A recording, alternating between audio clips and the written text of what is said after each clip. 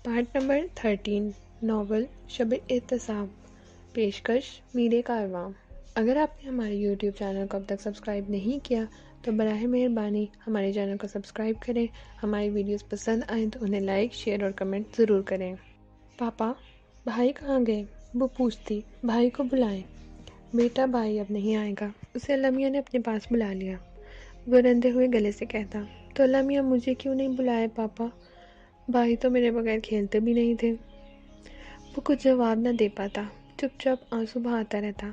पापा, आप मुझे भी अल्लाह मियाँ के पास भेज दें, मैं भाई के पास जाऊंगी।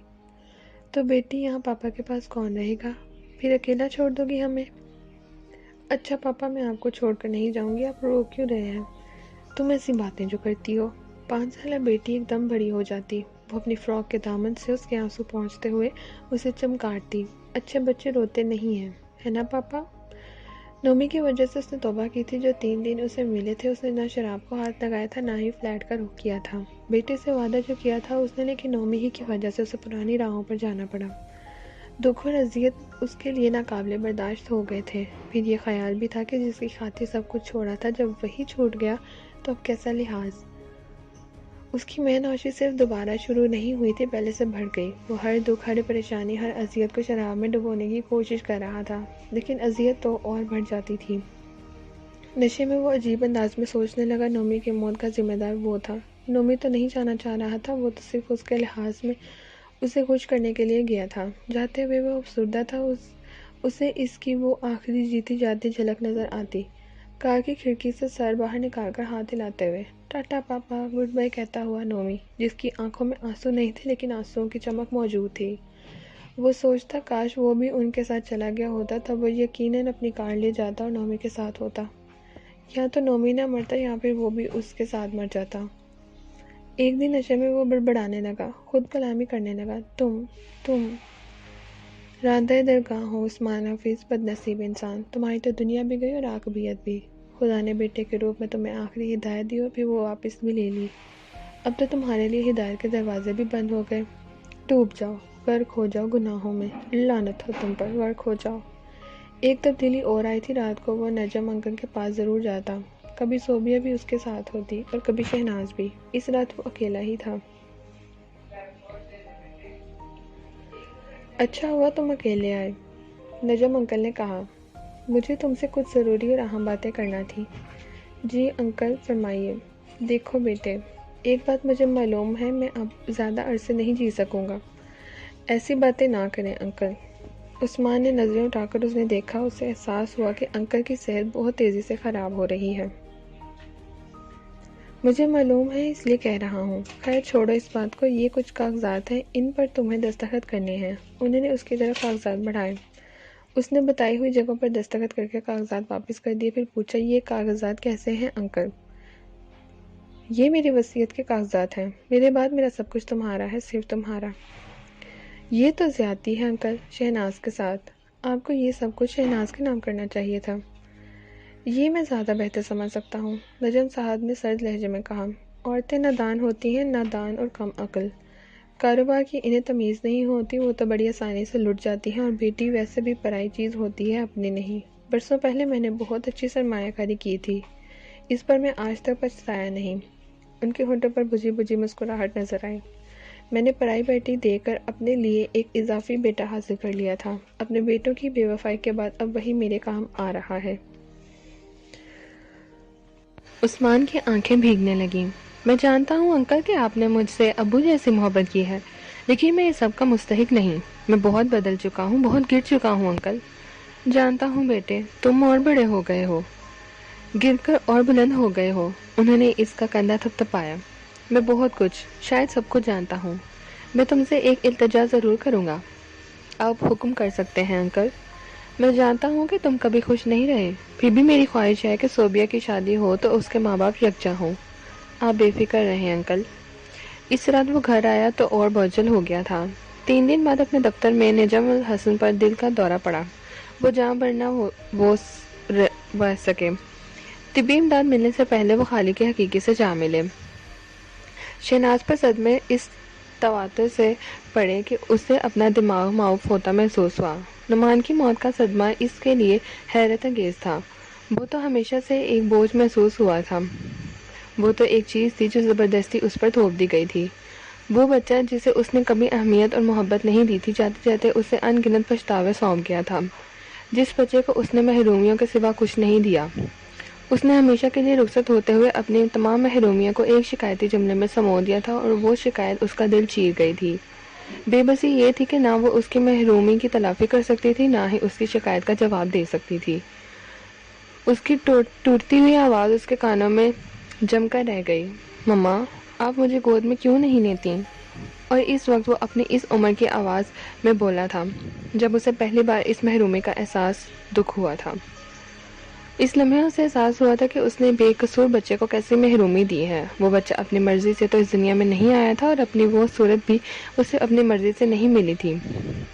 اب شہناز کو سب کچھ یاد آ رہا تھا۔ جب وہ چلتا پھرتا جیتا جاگتا بچہ اسے حسرت بھری نگاہوں سے دیکھتا تھا تو اس کی آنکھیں بولتی تھیں، التجا کرتی تھیں، مما میری مما مجھے گود میں لے لو۔ اس نے کبھی اس کی آواز نہیں سنی، لیکن اس کی آنکھوں میں وہ منظر لہرا گیا کہ وہ ملتجی نگاہوں سے اسے دیکھتے رہنے کے بعد کیسے مایوسی سے کندھے لٹکائے اپنے باپ کی طرف چلا جاتا تھا۔ اس بچے کو کبھی یہ ضد کرنے کی جرت نہیں ہوئی کہ وہ پوٹی ممی سے دھلوائے گا۔ وہ ضد کرتا تھا کہ ابو ہی کریں میرے سارے کام۔ کیسے کیسے منظر اس کی آنکھوں میں پھرتے تھے۔ وہ نظروں میں چاہت اور محبت لیے کیسے صوبیہ کے پاس آتا تھا، کیسے نفرت سے وہ اسے جھڑک دیتی تھی، کیسے وہ ملتجی نگاہوں سے اسے دیکھتا رہتا۔ کیسی بے بسی ہوتی اس معصوم کے چہرے پر۔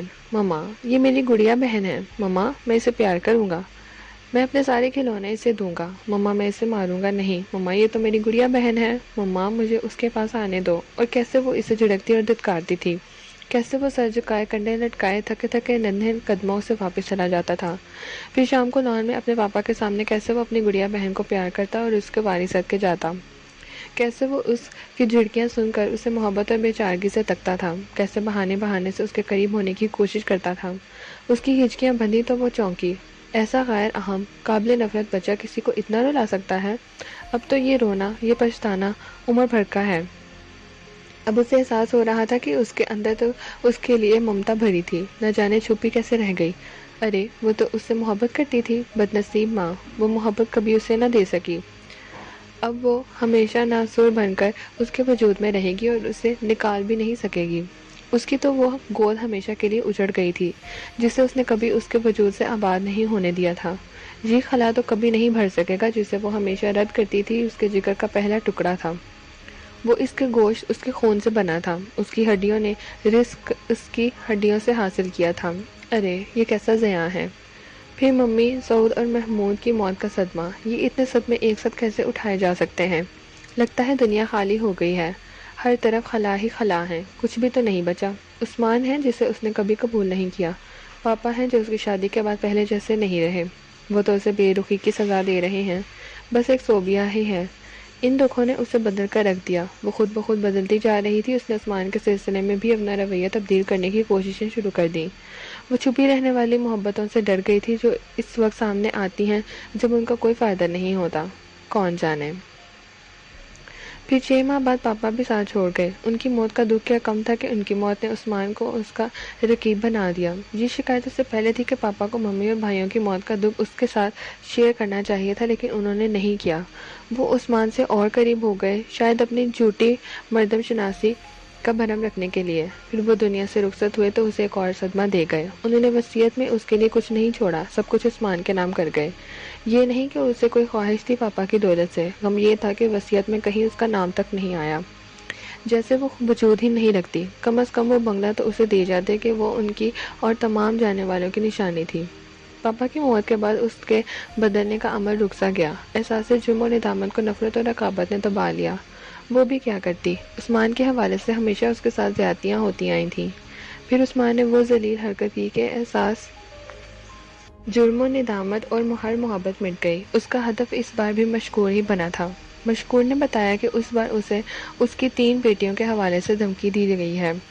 اس روز وہ اپنے بیڈ روم میں ٹہلتی اور گراتی رہی، عثمان حفیظ میرے پچھتاوے غلط تھے، تم ہو ہی اسی قابل، تم تو ہر درجہ کمینے انسان ہو۔ یاد رکھو، میں تمہیں ایسا سبق دوں گی، ایسا انتقام لوں گی تم سے کہ کبھی نہیں بھولو گے۔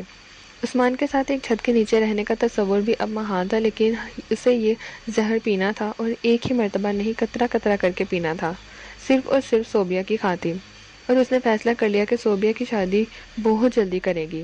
اذیت کے دن رینگ رینگ کر گزرتے رہے، دنوں کے اذیتوں کے ڈھیر لگ جاتے تو کہیں ایک سال گزرتا۔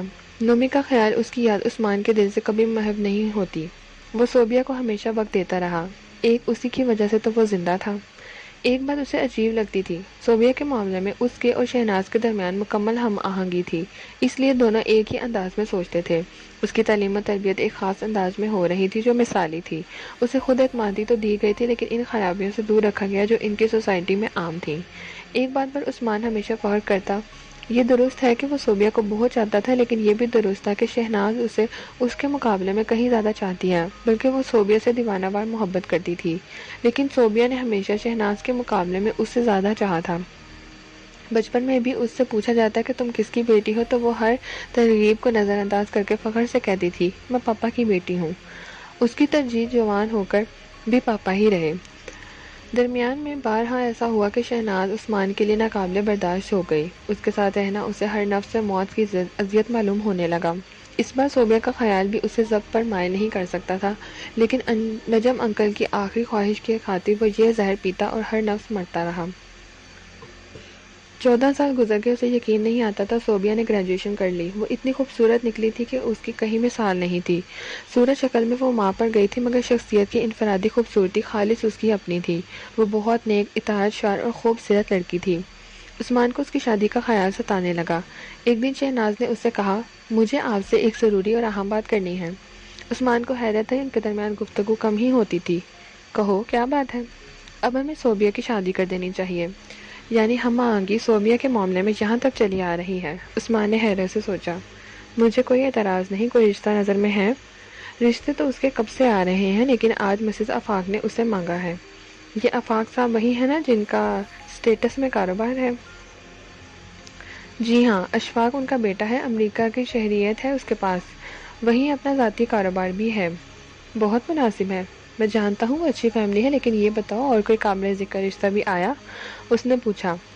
ہاں، باسی کے بیٹے کا رشتہ بھی ہے۔ اوہ، یہ تو بہت اچھا ہے، بھائی مجھے تو وہ دونوں پسند ہیں، اس نے کہا، اور وہ لڑکا تو مجھے بہت ہی پسند ہے۔ پسند تو مجھے بھی ہے، لیکن میں چاہتی ہوں کہ صوبیہ امریکہ چلی جائے، شہناز نے عجیب سے لہجے میں کہا۔ واہ رہے ہم آہنگی، اس کے دل میں سوچا۔ وہ تو خود یہ چاہتا تھا کہ صوبیہ شادی کے بعد ملک سے باہر رہے۔ ٹھیک ہے، اس نے گہری سانس لے کر کہا، لیکن سب سے اہم بات تو صوبیہ کی مرضی کی ہے۔ یہ تو معلوم کرو کہ صوبیہ کسی کو پسند تو نہیں کرتی۔ آپ کے نزدیک بھی اس بات کی اہمیت ہے؟ شہناز نے طنزیہ لہجے میں کہا۔ ویسے ہی میں اس سے پہلے ہی پوچھ چکی ہوں، اس کا جواب نفی میں ہے۔ تو پھر اس رشتے کے سلسلے میں بات کرو اس سے۔ میں چاہتی ہوں کہ یہ بات آپ کی موجودگی میں ہو، تو اسے ابھی بلوا لو۔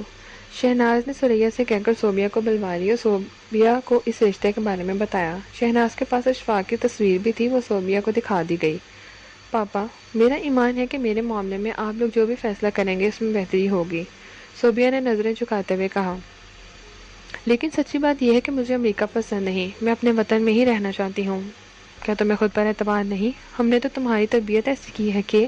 یہ بات نہیں پاپا، لیکن بلا وجہ خود کو آزمائش میں کیوں ڈالا جائے؟ ٹھیک ہے میرے بیٹی، ویسے میری خواہش تو یہی تھی کہ تمہارے پاپا بھی یہی چاہتے ہیں، شہناز نے کہا۔ تو ممی مجھے کب انکار ہے؟ آپ کے پاپا کی خوشی میری خوشی ہے، مجھے کوئی اعتراض نہیں۔ اس روز عثمان نے سکون کی سانس لی۔ پرزور تالیوں کی مسلسل آواز نے اسے چونکا دیا، وہ ماضی کے حال میں لوٹ آیا۔ مسز شمیم اب اسٹیج پر موجود تھی اور سبھی لوگ تالیاں بجا رہے تھے۔ اس کی سمجھ میں نہیں آ رہا تھا کہ یہ کیا ہو رہا ہے۔ اس وقت احسان نے اس کا ہاتھ پکڑ کر گرم جوشی سے دبایا۔ مبارک ہو دوست، دلی مبارک۔ کس بات کی مبارک دے رہے ہو؟ اس نے پوچھا۔ کہاں کھو گئے تھے؟ تم نے سنا ہی نہیں؟ عجیب آدمی ہو، فکر کیوں کرتے ہو؟ ابھی چند منٹ ہیں، تمہاری بھابھی کے ساتھ تنہائی میسر آ جائے گی۔ وہ چڑ گیا۔ بتاتے کچھ نہیں ہو اور اپنی ہانکے جا رہے ہو، ہوا کیا ہے؟ مسز شمیم نے اپنی انجمن کی طرف سے تمہیں اور بھابھی کو اس سال کے مثالی جوڑے کا ایوارڈ دینے کا اعلان کیا ہے، چلو ان کا شکریہ تو ادا کرو۔ وہ اس کا ہاتھ تھام کر اسے اسٹیج پر لے چلے۔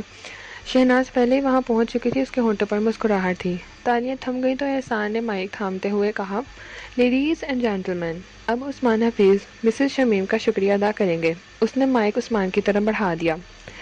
عثمان نے مائک ہاتھ میں لے کر ایک نظر شہناز کے مسکراتے چہرے کو اور پھر چہروں کے ہجوم کو دیکھا۔ مسکراہٹ تو سبھی کے چہروں پر تھی، لیکن زیادہ تر کی آنکھوں میں حسد بھی نظر آیا۔ کچھ ہونٹ ایسے بھی تھے جن پر استہزائیہ مسکراہٹ تھی۔ خواتین و حضرات، سب سے پہلے تو میں آپ کا شکریہ ادا کروں گا کہ آپ نے اس تقریب کو رونق بخشی۔ پھر میں انجمن شادی شدہ خواتین کے حسن زن پر ان کا شکر گزار ہوں کہ انہوں نے ہمیں اس ایوارڈ کے قابل سمجھا۔ پارٹ نمبر 13 اختتام پذیر ہوتا ہے۔ ناول شب احتساب کا بقیہ حصہ پارٹ 14 پہ سماعت فرمائیے۔